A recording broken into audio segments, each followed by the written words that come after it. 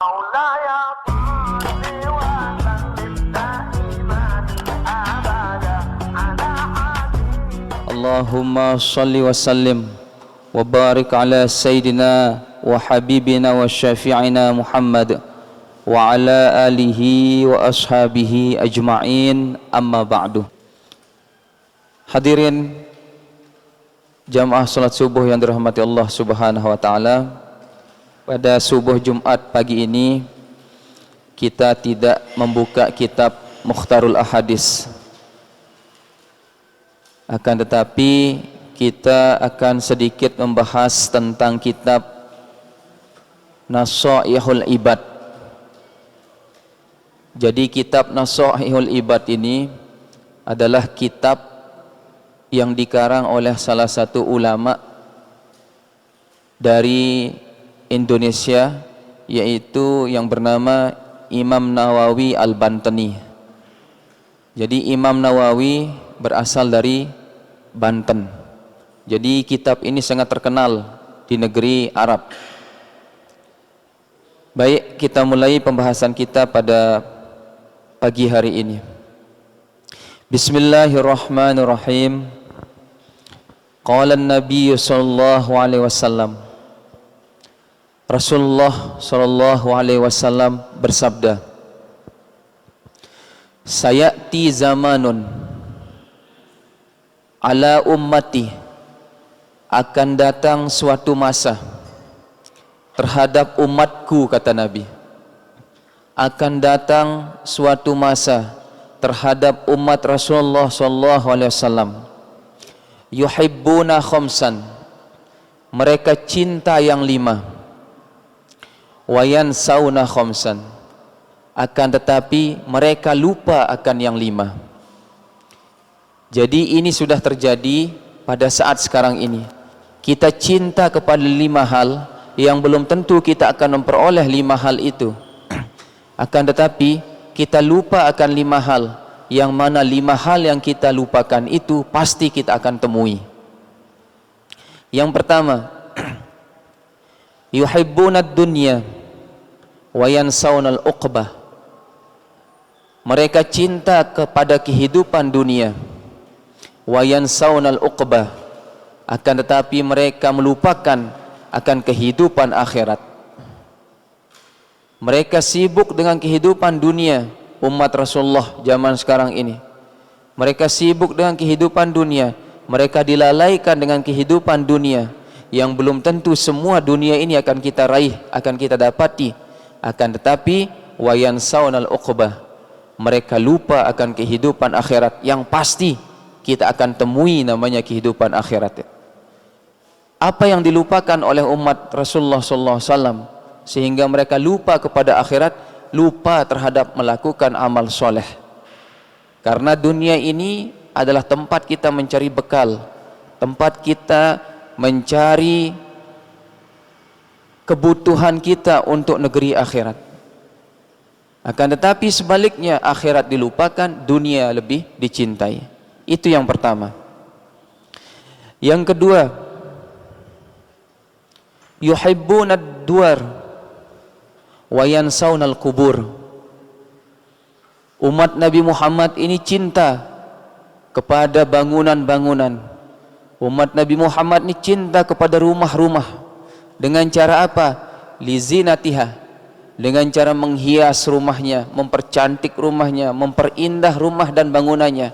Akan tetapi wayan saunal kuburo, mereka lupa bahwa hakikatnya rumah kita yang abadi itu adalah kubur. Lupa kita bagaimana cara kita menyinari kubur kita dengan amal soleh. Akan tetapi disibukkan kita dengan kita menghias namanya rumah-rumah kita di dunia. Itu yang kedua. Yang ketiga, wa yuhibbunal mal. Umat Nabi Muhammad ini cinta kepada harta. Bagaimana bentuk kecintaan kepada harta itu? Bijam'ihi, dengan cara mengumpulkan terus harta yang tiap hari apabila kita tidak dapat terus kita kumpulkan, yang tiap hari kita kuras tenaga dan pikiran kita terus untuk mengumpulkan harta itu. Wa yansawnal hisaba, akan tetapi kita lupa hisab harta itu seperti apa. Apakah harta itu kita peroleh dengan cara yang halal, atau sebaliknya harta itu kita peroleh dengan cara yang haram. Nah, ini kita perlu perhatikan ini, ya. Kebanyakan kita sekarang cenderung kehidupan kita materialistis. Materialistis ini maknanya kita cenderung menghimpun harta sebanyak-banyaknya untuk mendapatkan barang yang kita inginkan dari harta yang kita dapatkan. Tapi kita lupa harta yang kita peroleh itu dengan cara apa. Ya. Di dalam sebuah hadis Rasulullah SAW bersabda, tidak akan pernah tergelincir kaki seseorang pada hari kiamat kecuali dia akan ditanya tentang 4 hal. Yang pertama, umurnya dihabiskan untuk apa? Yang kedua, masa mudanya digunakan untuk apa? Yang ketiga, hartanya diperoleh dengan cara apa dan dibelanjakan untuk apa? Dan yang keempat, yaitu ilmu yang dia peroleh, apakah sudah diamalkan atau sebaliknya belum diamalkan. Nah, jadi pertanyaan harta dalam kubur ini, atau pertanyaan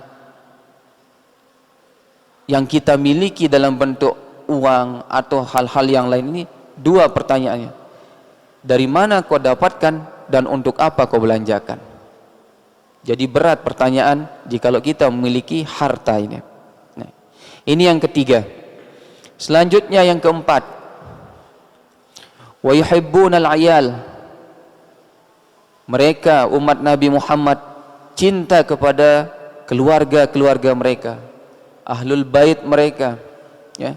Wa yansawnal hura, akan tetapi mereka lupa akan al-hura, maknanya al-jinan, yaitu surga.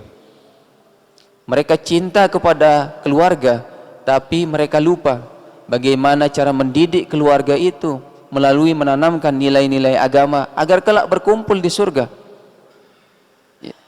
Cinta di dunia kita terhadap keluarga belum tentu kita nanti berkumpul di surga.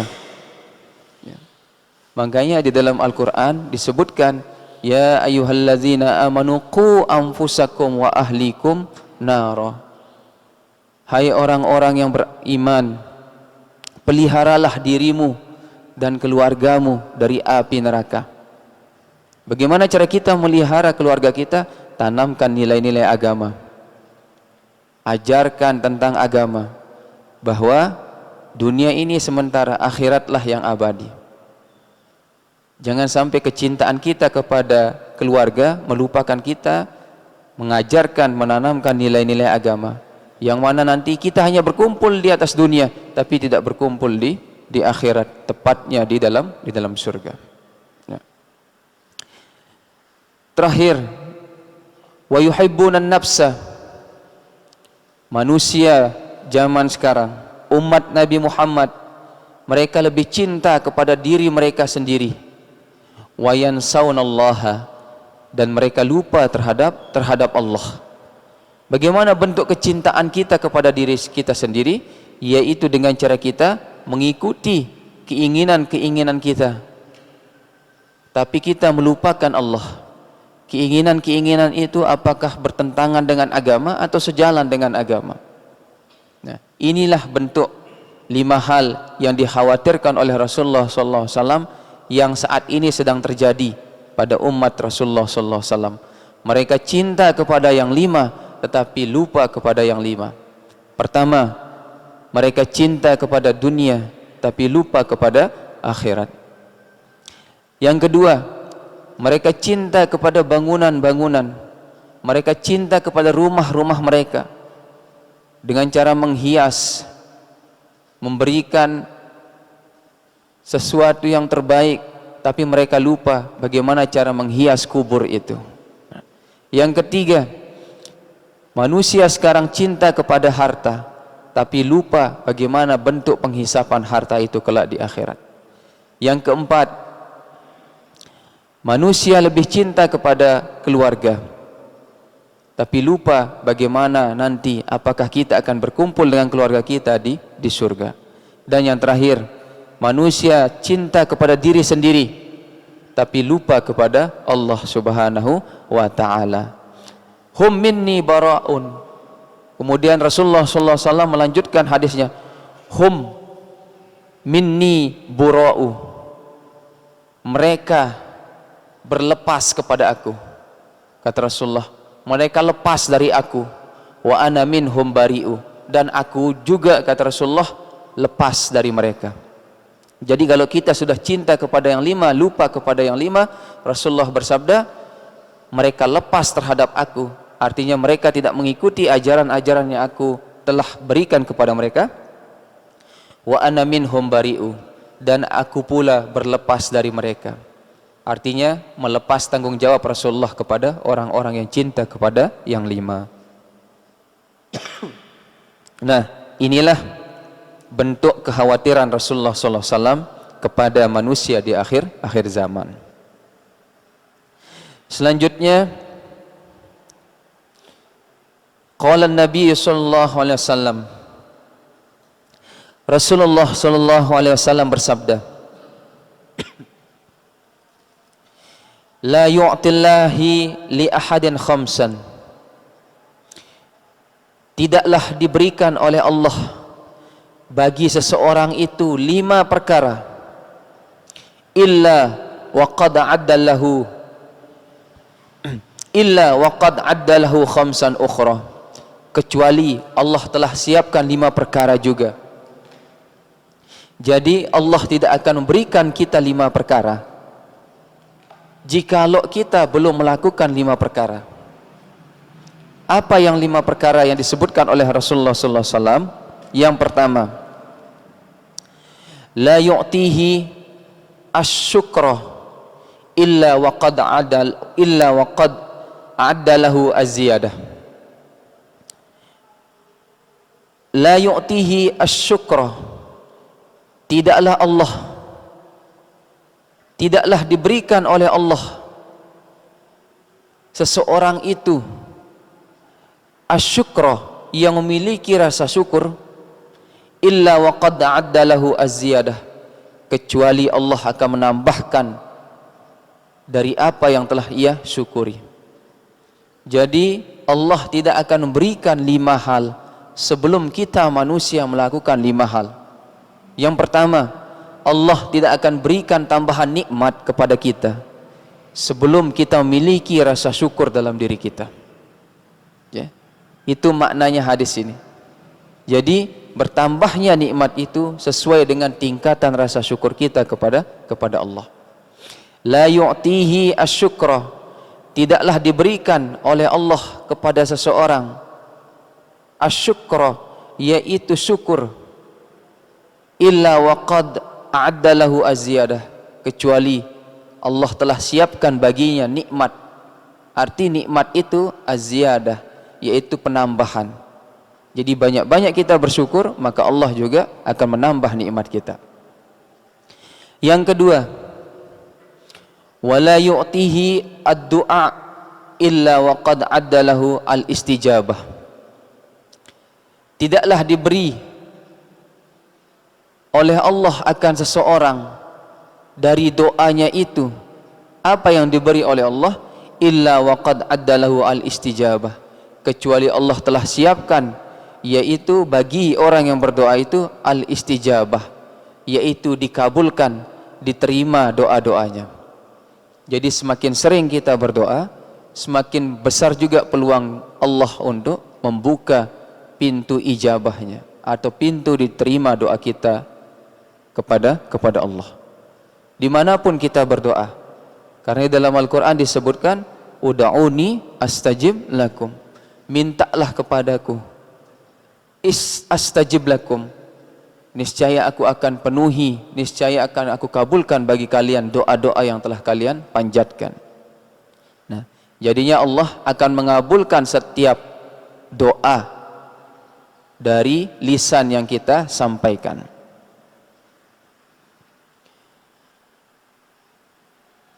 Yang ketiga, wala yu'tihi al-istighfar, dan tiadalah diberikan oleh Allah bagi seseorang itu al-istighfar, illa wa qad addalahu al-ghufran, kecuali Allah telah siapkan baginya pengampunan. Jadi barang siapa yang banyak-banyak mengucapkan istighfar, Allah sudah siapkan baginya ampunan. Nah, ini maknanya. Karena di dalam Al-Quran Allah subhanahu wa ta'ala berfirman, istaghfiru rabbakum, mohon ampunlah kalian kepada Tuhan kalian, innahu kana ghaffara, karena sesungguhnya ia Allah itu kana ghaffara, adalah maha pengampun dari setiap dosa-dosa yang telah kita lakukan. Kemudian di dalam hadis yang lain disebutkan tentang besarnya ampunan Allah bagi orang yang telah melakukan dosa. Di dalam hadis yang lain disebutkan, lau akhta'tum hatta tablugha khatayakumus sama, jikalau kalian melakukan dosa, hatta tablugha khatayakumus sama, sampai dosa-dosa kalian itu memenuhi langit, summa tubtum, kemudian kalian bertobat kepada Allah, lataballahi alaikum, maka pasti Allah akan menerima tobat-tobat di antara kalian. Nah, ini kelebihan kita yang namanya kita memohon ampun. Artinya kita beristighfar kepada Allah. Jaminannya apa? Maka Allah juga akan membukakan pintu tobat, ampunan kepada kita. Selanjutnya yang keempat, wala yu'tihi taubah, dan tidaklah diberikan tobat bagi seseorang illa wa qad addalahu al-qabul, kecuali adalah Allah telah siapkan baginya al-qabul, penerimaan dari tobat-tobat yang ia lakukan. Jadi barang siapa yang banyak bertobat kepada Allah dari dosa-dosa yang telah ia lakukan, maka Allah juga akan menerima tobat-tobatnya, seperti hadis yang dibacakan barusan. Ya. Di dalam hadis yang lain disebutkan, qala Rasulullah sallallahu alaihi wasallam, Rasulullah sallallahu alaihi wasallam bersabda, maktubun haulal arsy, telah tertulis di sekeliling arsy Allah,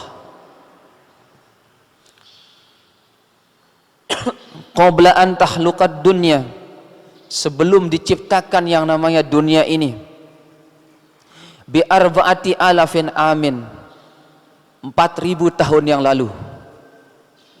Jadi sebelum diciptakan dunia ini 4.000 tahun yang lalu telah tertulis di arsy. Apa yang tertulis di arsy itu? Allah subhanahu wa ta'ala berfirman, inni laghaffarun liman taba, sesungguhnya aku, kata Allah, laghaffarun, mengampuni, menerima tobat-tobat, liman taba, bagi orang yang bertobat, wa amana wa amila solihan, dan bagi orang yang beriman dan beramal soleh. Nah, jadinya ini janji Allah yang sudah tertulis di arsy sebelum namanya dunia ini diciptakan. Inni laghaffarun liman taba wa amana wa amila solihan, sesungguhnya aku ini adalah maha pengampun, liman taba, bagi orang yang bertobat, wa amana wa amila solihan, bagi orang yang beriman dan bagi orang yang beramal soleh. Nah, ini janji Allah sudah tertulis di arsy 4.000 tahun yang lalu, sebelum dunia ini diciptakan. Kemudian yang kelima, wala yu'tihi as-sadaqah, tidaklah kalian diberikan oleh Allah sedekah kalian, illa wa qad a'adda lahu at-taqabbul, kecuali adalah Allah telah siapkan baginya at-taqabbul, penerimaan atau diterimanya sedekah kita. Jadi tidak mungkin terjadi 5 hal sebelum kita melakukan 5 hal. Yang pertama disebutkan oleh Nabi, Tidak mungkin Allah itu menambah nikmat yang diberikan kepada kita sebelum kita memiliki rasa syukur. Yang kedua, doa itu diterima oleh Allah atau diijabah oleh Allah dengan catatan kita tetap meminta kepada Allah. Yang ketiga, ampunan Allah ini sangat luas. Bagaimana cara kita meminta ampunan Allah? Yaitu dengan cara kita banyak-banyak mengucapkan istighfar. Yang keempat, Allah pasti yang namanya menerima pintu tobat kepada seseorang selama orang itu benar-benar ingin bertobat kepada Allah dari dosa-dosa yang telah ia lakukan. Dan yang kelima, sedekah kita diterima oleh Allah selama sedekah-sedekah itu diberikan melalui jalan yang benar. Jadi sedekah yang kita lakukan tentu akan diterima oleh Allah dengan catatan sasarannya itu harus tepat. Di dalam sebuah cerita disebutkan ketika Ali bin Abi Thalib radhiyallahu an turun dari masjid, kemudian dia bertemu dengan Rasulullah. Ali berkata kepada Rasulullah, "Ya Rasulullah, nanti setelah aku pulang, aku akan ke rumahmu kemudian meminta nasihat kepadamu." Kemudian setelah Ali pulang, dia mendapati istrinya Fatimah di rumah bersama kedua anaknya. Kemudian Ali bertanya kepada Fatimah, "Wahai istriku, adakah engkau memiliki harta untuk aku sedekahkan di jalan Allah?" Kemudian Fatimah berkata, "Aku cuma memiliki 6 dirham. Yang mana 6 dirham ini adalah hasil aku memintal benang dari Salman Al-Farisi." Kemudian Ali mengambil 6 dirham yang dimiliki oleh istrinya. Dengan catatan istrinya itu berkata kepada Ali, "Wahai suamiku, janganlah engkau habiskan uang itu, karena aku ingin membelikan anak kita Hasan dan Husain susu dan gandum." Kemudian Ali pergi. Di tengah perjalanan dia mendapati seorang yang sedang meminta-minta. Kemudian Ali memberikan 6 dirham itu kepada orang yang meminta-minta itu. Nah, akhirnya Ali pulang.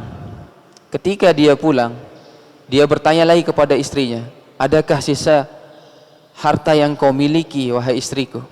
Kemudian istrinya menjawab, "Tidak ada. Karena cuma 6 dirham itu saja yang aku miliki." Kemudian Ali keluar, pergi dari rumah. Ketika pergi dari rumah, dia mendapati orang yang membawa kuda putih. Kemudian orang itu bertanya kepada Sayyidina Ali, "Wahai pemuda, maukah engkau membeli kuda ini?" Nah, tapi Ali menjawab, "Aku akan membeli dengan cara bertempo, yaitu berhutang." Kuda itu dibawa oleh Ali. Kemudian ada orang ingin membelinya. Kemudian kuda itu dibeli dengan harga yang jauh lebih mahal dari yang dijual oleh orang itu. Kemudian Ali mendapatkan keuntungan dari kuda yang ia miliki.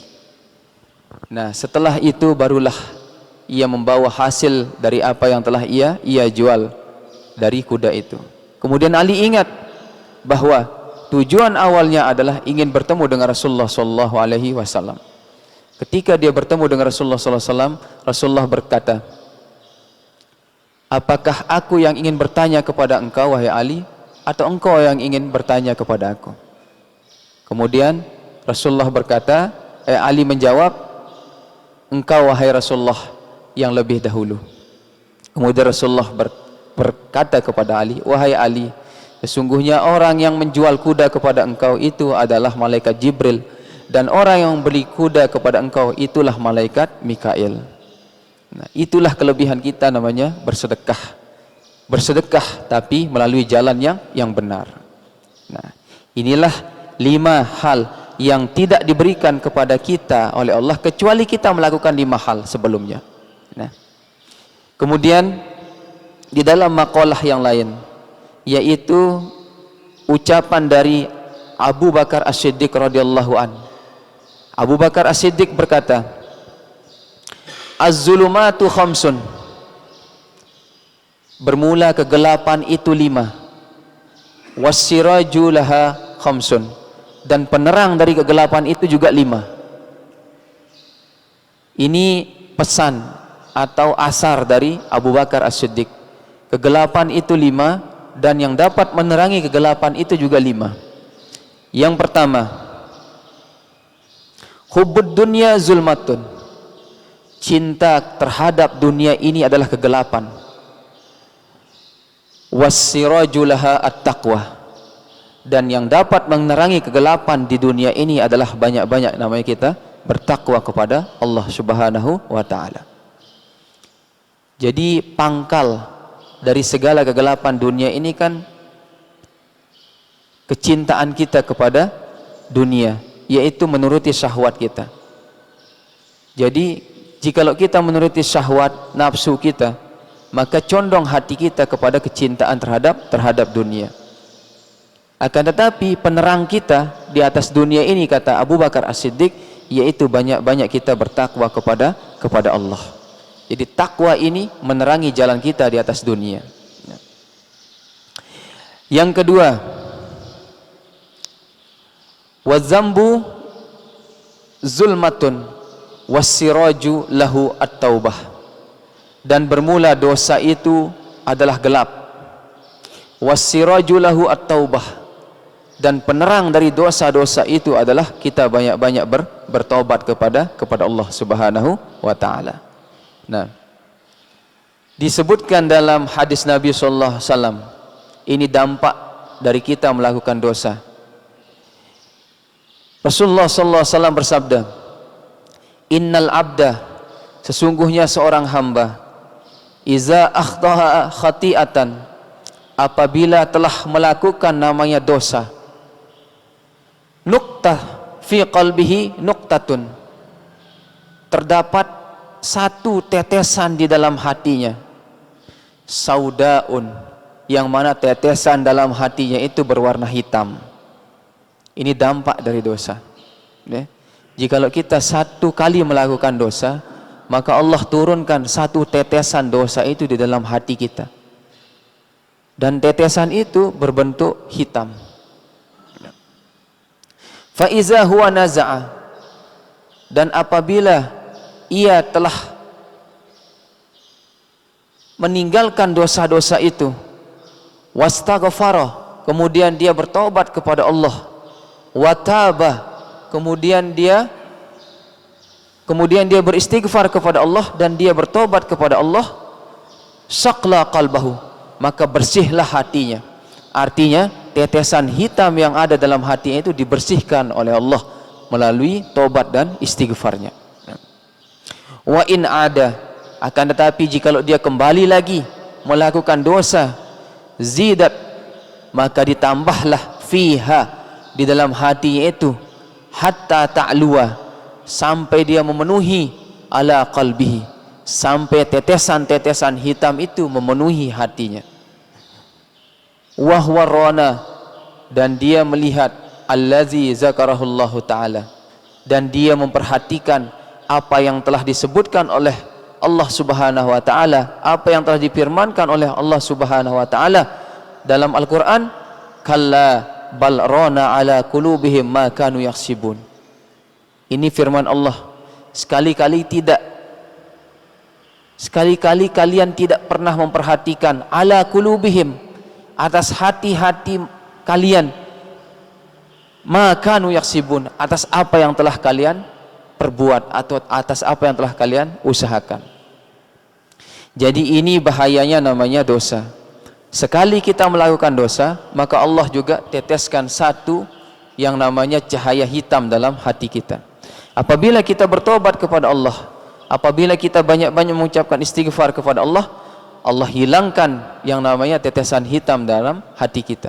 Akan tetapi jikalau kita kembali lagi melakukan namanya maksiat, maka Allah lebih banyak memberikan atau meneteskan warna hitam dalam hati kita itu.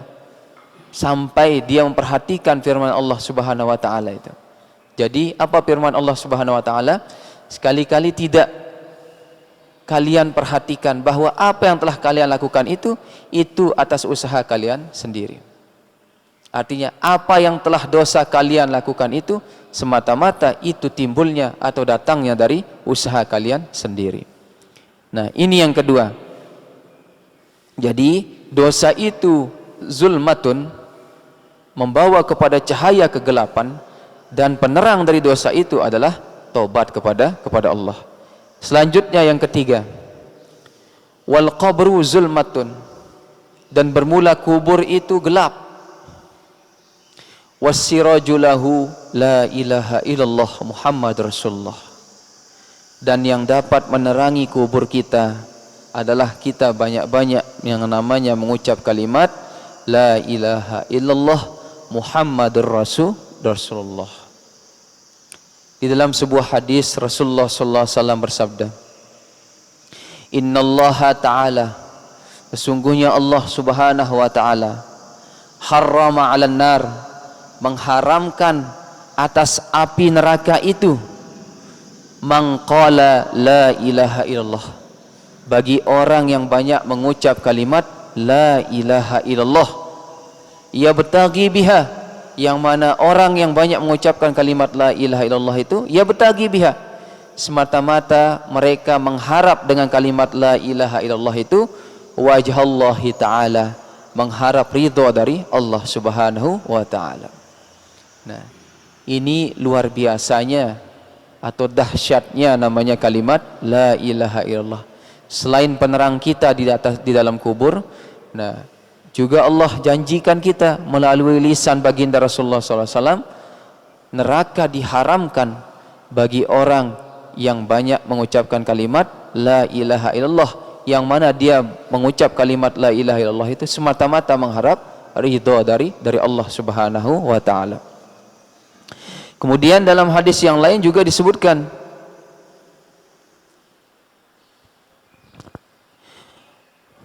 qala Rasulullah sallallahu alaihi wasallam, Rasulullah sallallahu alaihi wasallam bersabda tentang kelebihan kita mengucapkan kalimat la ilaha illallah. Man qala la ilaha illallah mukhlisan, barang siapa yang mengucapkan kalimat la ilaha illallah mukhlisan, ikhlas semata-mata karena Allah, dakhalal jannah, Allah jamin dia masuk ke dalam surga. Qalu, kemudian sahabat bertanya, ya Rasulullah, wahai Rasulullah, fama ikhlasuha, bagaimana bentuk ikhlas itu? Qala, kemudian Rasulullah menjawab pertanyaan dari sahabat, an tahjuzakum an kulli ma harramallaha alaikum. Bentuk ikhlas itu adalah sesuatu yang bisa mencegah kalian yang namanya melakukan perkara-perkara yang haram. Nah, itu makna ikhlas dijelaskan oleh Rasulullah. Sahabat bertanya, bagaimana bentuk ikhlas itu wahai Rasulullah? Rasulullah menjawab, ikhlas itu jikalau dia bisa mencegah engkau dari perbuatan-perbuatan yang haram. Itulah yang namanya bentuk keikhlasan dari namanya kalimat la ilaha illallah. Kemudian dikatakan pula oleh ulama,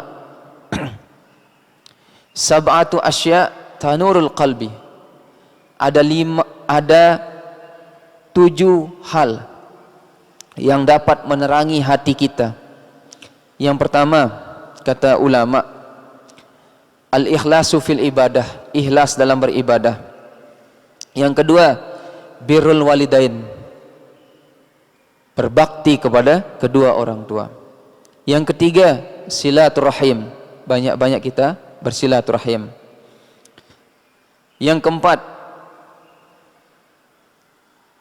alla yudi'a umrahu fil ma'siyah, jangan engkau gunakan umurmu untuk banyak berbuat maksiat. Yang kelima, alla yattabi'u hawa, jangan engkau mengikuti namanya hawa nafsu. Yang keenam, ayyajtahida fi ta'atillah, bahwasanya engkau bersungguh-sungguh berbuat taat kepada Allah. Dan yang ketujuh, ayyaksira zikrullah. Banyak-banyak kita namanya zikir kepada Allah, yaitu kita mengucapkan kalimat la ilaha illallah. Nah, ini penerang hati kita. Itu yang ketiga. Jadi kubur itu gelap. Yang dapat menerangi kubur itu adalah kalimat la ilaha illallah. Kemudian yang keempat, wal akhiratu zulmatun. Bermula akhirat itu gelap. Jadi akhirat maknanya perjalanan yang akan kita lalui, mulai dari alam kubur, padang mahsyar, syirat. Nah, ini akhirat semua. Wal akhiratu zulmatun. Bermula akhirat itu gelap. Artinya gelap itu likasratil ahwal. Banyak sekali hal-hal yang akan kita temui makna gelap itu. Ya. Mulai dari kubur, kemudian padang mahsyar, seterusnya syirat. Itu kan banyak hal-hal yang akan kita temui. Wassiraju lahu. Dan bermula penerangnya, penerang akhirat yang gelap itu, al-amalus soleh. Adalah banyak-banyak kita melakukan namanya amal soleh.